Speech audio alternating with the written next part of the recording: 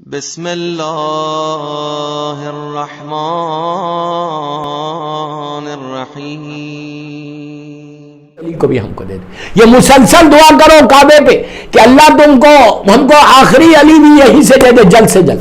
مولا آئیں گے پیٹ لگا کے ایسا ٹھہریں گے, ٹھہر کے امام اعلان کرے گا کہ میں حجت خدا ہوں اور میں نے ظہور کیا. جیسے ہی مولا کا ابھی جبرائیل کی آواز نہیں آئی, ابھی دنیا کو نہیں معلوم ہوا, جیسے ہی مولا نے یہ کہا تو سب سے پہلے جو 4 نبی زندہ ہے, جناب عیسیٰ, جناب ادریس, جناب عیسیٰ, جناب ادریس, یہ دونوں چوتھے آسمان پہ ہے, اور جناب خضر اور جناب الیاس زمین کے اوپر. جناب خضر جو ہے سمندروں میں پانی میں ہے اور جناب الیاس صحرا میں ہے. میں نے ابھی ایک تقریر میں کہا کہ اگر سمندر میں اوشن میں کوئی مومن مرتا ہے اس کی نماز جنازہ جناب خضر پڑھاتے ہیں. اور اگر کوئی آج کے دور کی بات کر رہا, یہ اللہ کا کرم ہے, یہ اللہ کا رحمت ہے, جو ڈیزرٹس میں کوئی مومن مرتا ہے تو اس کی نماز جنازہ جناب الیاس پڑھاتے. یہ 4 نبی کے بدلے میں 4 ملک آئیں گے اور امام کے ہاتھ پہ بیعت کریں گے. امام نے اعلان کیا, چاروں نے آ کے بیعت کی. پھر جبرائیل و میکائیل و اسرافیل و اسرائیل یہ چاروں زمین پر آئیں گے اور آ کے امام کے ہاتھ پہ بیعت کریں گے. یہ 2 ہو گیا. تیسرے وہ کون آئیں گے؟ نبی موسیٰ کے زمانے کے 18 مومنین. نبی موسیٰ کی پوری امت میں 18 مومنین ایسے تھے کہ جنہوں نے ایک لمحے کے لیے بھی کفر اختیار نہیں کیا. وہ 18 مومنین کو زندہ کیا جائے گا. وہ 18 مومنین آ کر امام کے ہاتھ پہ بیعت کریں گے. پھر اصحاب کہف جو ہزاروں سال سے سو رہے, اللہ کے رسول کی حدیث تھی کہ آخری زمانے میں میرے بیٹے کے ظہور کے وقت یہ لوگ اٹھیں گے آخری زمانے میں. اور امام علی کے زمانے میں, اللہ کے رسول کے زمانے میں بھی لوگ گئے تھے اور جا کے اللہ کے رسول نے ان کو بتایا تھا کہ وہ کیسے سو رہے. وہ بھی ایک راز الہی ہے. پوری اس پہ میری ایک تقریر ہے کہ راز الہی ہے, اللہ کے رازوں میں سے ایک راز ہے. وہ 7 آدمی جو اس کیف کے اندر سو رہے جس کا ذکر پورا قرآن مجید کے اندر ہے, وہ ہزاروں سال سے سو رہے اور فرشتے ان کو کروٹ لیتے رہتے ہیں. وہاں پہ کتا بھی ہے. بابا تو یہ 7 جو اصحاب کہف ہے, اللہ ان کو نشانیاں, اللہ کی نشانیوں میں سے ایک نشانی ہے کہ اللہ حی کیسے ہے, اللہ قیوم کیسے ہے, اللہ کیسے انسانوں کو زندہ رکھتا ہے. یہ اللہ کا وہ کمال ہے, اللہ کا وہ کرم ہے, اللہ کی وہ طاقت ہے کہ جس کو چاہے زندہ رکھے, جس کو چاہے موت دے دے. زندگی کا مالک بھی وہی ہے, موت بھی وہی عطا کرتا ہے, کرم بھی وہی عطا کرتا ہے, عطا بھی اسی کی ہے. وہ 7 مومنین کو زندہ کیا جائے گا. وہ اصحاب کہف خانہ کعبہ کے پاس آئیں گے اور آ کر امام کے ہاتھ پہ بیعت کریں گے. ابھی تک اعلان نہیں ہوا ظاہری طور پہ. یہ لوگوں نے آ کے بیعت کیا اور آئے اور آ کے بیعت کیا اور کھڑے ہو گئے مولا کے ساتھ. انہیں 18 مومنین موسیٰ کے زمانے کے اصحاب کہف وہ آئیں گے اور یہ ملائکہ تو آ کے بیعت کر کے چلے جائیں گے.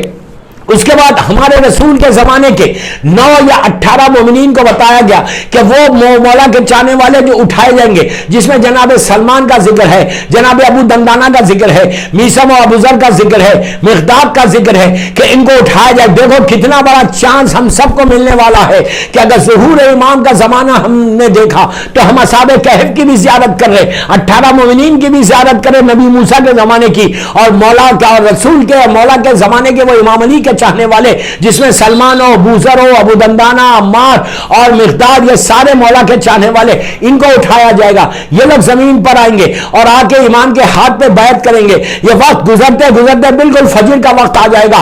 فجر کے وقت پوری دنیا اپنے اپنے گھروں میں بیٹھی ہوئی ہے.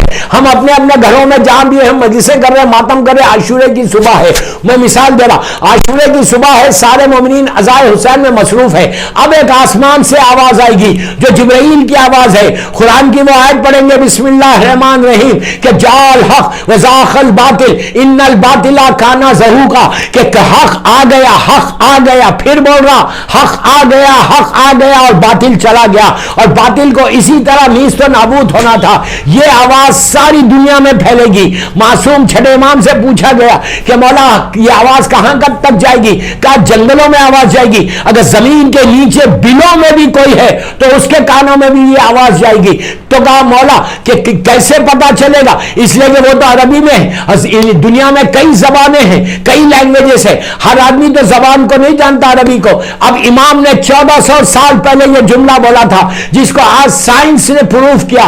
امام نے کہا کہ وہ عربی میں جبرائیل قرآن کی آیت پڑھیں گے اور جو لینگویج تم جانتے, مثال کے طور پر تمہاری زبان ہے گجراتی, مثال کے طور پر تمہاری زبان ہے افریکانہ, تمہاری زبان ہے انگلش, تمہاری زبان ہے پنجابی, پنجابی، جو بھی تمہاری زبان ہے، فرینچ ہو، اٹالین ہو، جو بھی زبان ہو، جس زبان کو تم جانتے ہو اس زبان میں یہ ٹرانسلیٹ ہو کے تمہارے کانوں میں آواز آئے گی۔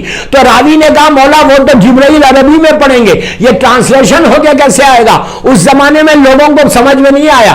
آج آپ کے سامنے ہے کہ سائنس کتنی، ٹیکنالوجی کتنی ایڈوانس ہو گئی کہ دنیا کے ہر پارلیمنٹ میں، یو این او میں لے لو، جب جو اسپیچ دے رہے رشیا میں مثال کے طور پہ، ان کو فارسی میں سمجھ میں آ رہا، کسی کو عربی میں زبان میں آ رہا، کوئی ٹرانسلیٹر بیٹھا ہوا نہیں ہے، لیکن ایسے ٹیکنالوجی ایڈوانس ہو گئی کہ ایک زبان میں بولتا دوسری زبان میں خود بخود ٹرانسلیٹ ہو کے آتا۔ مولا نے 1400 برس پہلے یہ جملہ بولا تھا کہ اس وقت سمجھ میں نہیں آیا، لیکن آج سائنس نے پروف کر دیا کہ جبرائیل بولیں گے عربی میں اور ہر لینگویج میں دنیا کو سنے آئے گا۔ کہا کہ جنگلوں میں بھی اگر کوئی ہے، ماں کے شکم میں بھی ہے تو اس کے پاس کان میں آواز آئے گی، مثال دے رہا، بلوں میں بھی ہے تو آواز آئے گی اس کی لینگویج میں، تو اس وقت یہ آواز آئے گی کہ ظہور امام ہو گیا، ظہور امام ہو گیا۔ تب ہمارے کانوں میں بھی اگر مثال کے طور پر میں لندن میں ہوں، مثال کے طور پر میں امریکہ میں ہوں، مثال کے طور پر میں انڈیا پاکستان میں جہاں پہ بھی ہوں، تو میرے کان میں آواز آئی صبح صبح کہ ارے تمہارے امام کا ظہور ہو گیا، حق آ گیا، باطل چلا گیا، تو اب شیعہ 3 قسم کے ہو جائیں گے۔ میں غور سے سننا، میں آخری سٹیج پہ ہوں۔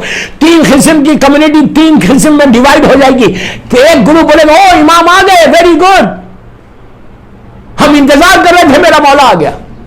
اب فوراً وہ وہیں بیٹھا ہوا ہے، ٹھیک ہے امام آ گئے نا، اوکے ول گو، آرام سے جائیں گے، اب تو آگے کنفرم ہو گیا نا، یہ گروپ یہیں رہ جائے گا۔ دوسرا گروپ جب کان میں آواز ہے، شیعہ جو ڈیوائڈ ہوگا وہ بتا رہا آپ کو، لیک آف نالج، امام کے بارے میں جانتے نہیں، معرفت نہیں، صرف یہ معلوم ہے کہ امام زندہ ہے، ظہور کریں گے، یہ افسوس ہے۔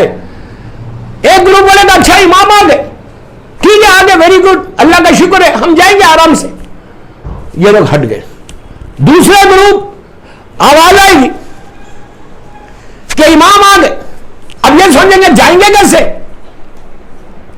نہ ٹکٹ ہے نہ ویزا ہے، اس لیے کہ امام تو مکے میں ہے، سعودی عربیہ جانا ہے، نہ ٹکٹ ہے نہ ویزا ہے نہ پاسپورٹ ہے، ٹھیک ہے یہ بنائیں گے کر کے پھر آرام سے جائیں گے۔ تیسرا گروپ، تیسرا غور سے سنو دوستوں، میں بہت لاسٹ سٹیج پہ آیا ہوں، تیسرا گروپ یہ سمجھے گا اوکے آواز تو آ گئی لیکن میری بزنس ڈیل ہے، کل $1 ملین سائن کرنا ہے، میری بیوی ہے، میرے بچے ہیں، let me ask her first can we go not. کتنی بڑی بات، آج ہیں ایسے لوگ، پھر دنیا کی ڈیل، بزنس، کاروبار، اس کا کیا ہوگا، میں امام کے پاس چلا جاؤں گا، یہ گروپ بھی ہٹ گیا۔ 3 شیعت اس طرح ڈیوائڈ ہوتی جائے گی۔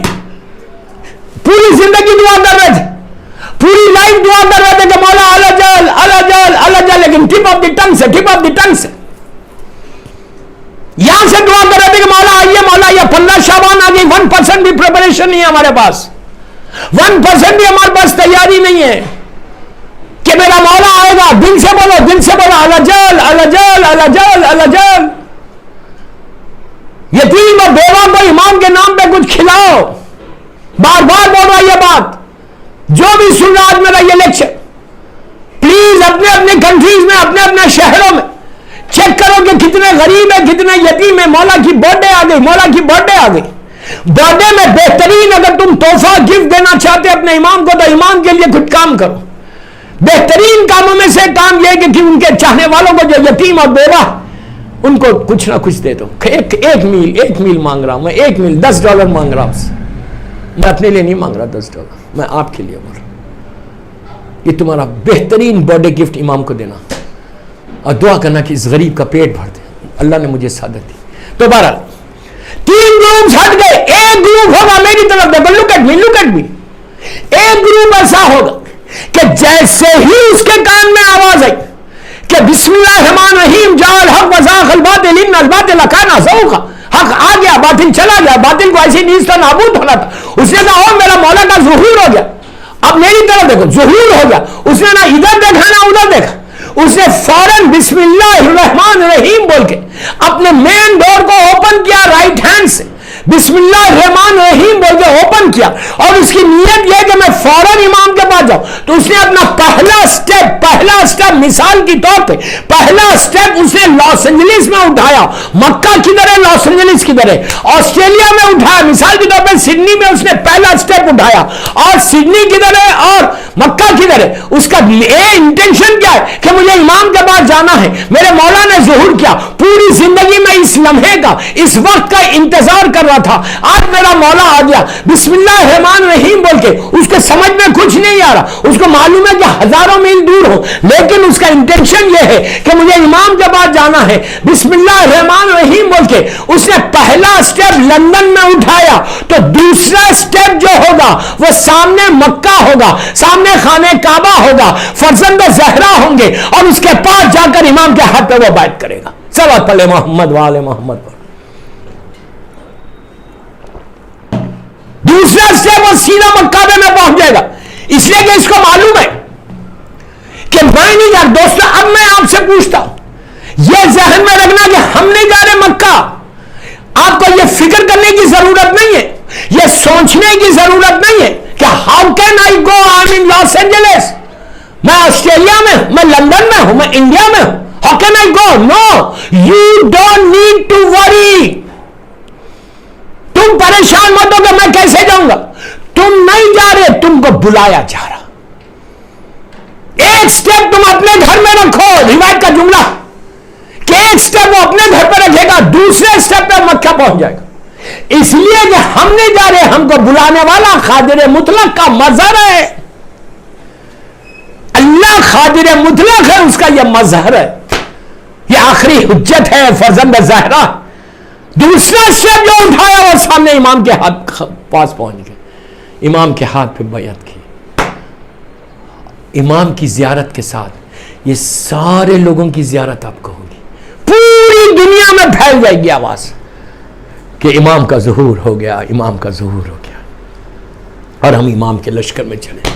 اب یہاں سے اتنے انٹرسٹنگ واقعات ہیں کہ مولا مکے میں کتنے دن رہیں گے، پھر مکے سے مولا مدینہ منورہ جائیں گے، وہاں کیا ہوگا، مدینہ منورہ سے پھر مولا سفیانی کا لشکر سے جنگ ہوگی، نبی عیسیٰ کی واپسی ہے، وہ بھی بڑا انٹرسٹنگ واقعہ ہے کہ عیسیٰ نبی آسمان سے زمین پہ کیسے آئیں گے، ہم عیسیٰ نبی کی زیارت کریں گے۔ اس کے بعد سفیانی کے ساتھ جنگ ہے، سفیانی کی جنگ کے بعد دجال کے ساتھ جنگ ہے، دجال کے بعد یاجوج ماجوج کے ساتھ جنگ ہے۔ یہ تین جنگوں کے بعد پھر اصل ظالم شیطان سے جنگ ہوگی۔ یہ پورا پیریڈ اپروکسیمیٹلی 25-30 سال کا پیریڈ ہوگا جو ہم امام کے ساتھ رہیں گے۔ اس کے بعد وہ مکمل پیس ہو جائے گا جس کا وعدہ اللہ نے کیا۔ اس کے بعد ایک ایک امام کی واپسی ہے۔ سب سے پہلے آنے والوں میں میرا مظلوم امام ہے، میرے مظلوم کربلا ہے کہ ہم زیارت اربعین میں ہم یہ گواہی دیتے، وٹنس رہتے کہ مولا واپس آنے والوں میں سب سے پہلے آپ ہوں گے۔ تو دوستو یہ سارے واقعات ظہور کے بعد کے، یہ بھی میں نے بہت شارٹ کر کے بولا، اس پہ پھر یہ واقعات کو میں آپ کو بتا سکتا کہ کیسے حالات بدلیں گے انشاءاللہ۔ تو یہ واقعات پھر ظہور کے بعد کے واقعات انشاءاللہ رمضان کے بعد when I start again، تو اس میں انشاءاللہ اور یہ واقعات آئیں گے ڈیٹیل کے ساتھ۔ بہرحال میری ایک ہی خواہش ہے کہ thank you very much, 27 lectures آپ نے میرے سنے، بس میری ایک ہی خواہش ہے کہ دعا میرے لیے بھی کرنا، میرے ماں باپ کی مغفرت کے لیے دعا کرنا کہ مولا کی اسی طرح میں مولا کی خدمت کرتا رہوں صحت و عزت کے ساتھ، زندگی میں زندگی کی آخری سانس تک میں زمانے کے امام کا ذکر کروں۔ میں تو ان کے لشکر کا ایک ادنا سا ایک سپاہی ہوں۔ میری خواہش ہے کہ میں نصرت امام، میرے امام کی ایسی نصرت کروں جیسے میرا مولا چاہتا، اور اللہ بس یہ دعا کرنا کہ یہ چھوٹی سی خدمت امام کی بارگاہ میں قبول ہو جائے، اور زمانے کے امام کے لیے میں آپ کو ایڈوائز